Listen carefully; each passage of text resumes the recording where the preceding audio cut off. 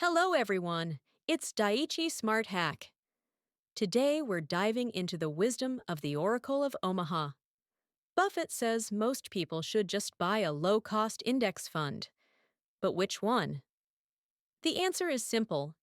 Keep it broad, like the S&P 500.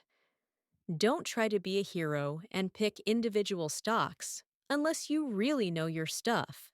It's like a marriage. Don't look for the perfect person. Just find someone who won't spend all your money on magic tricks. Speaking of tricks, why did the investor cross the road? To get to the other side of the trade. Focus on minimal fees because, in the long run, costs are the silent killers of your wealth. Now, let's talk about timing. People always ask, is the PE ratio too high? Buffett's advice? Stop looking at the clock.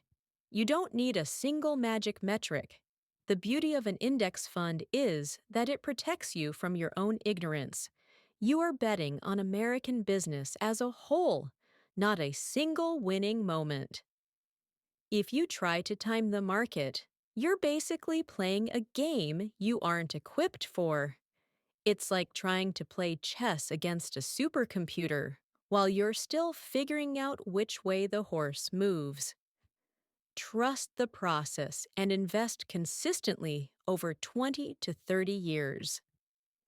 Consistent dripping hollows out the stone and fills your bank account.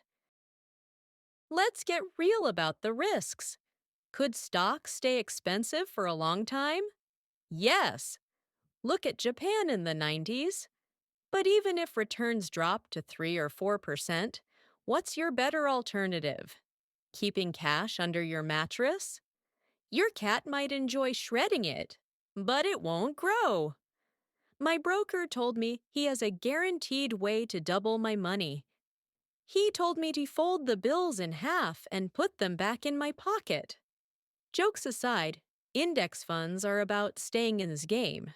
Don't get distracted by small caps or fancy sectors. Stick to this broad path. As long as you recognize you don't know everything, you're already ahead of 90% of the people out there. Stay smart. Stay consistent.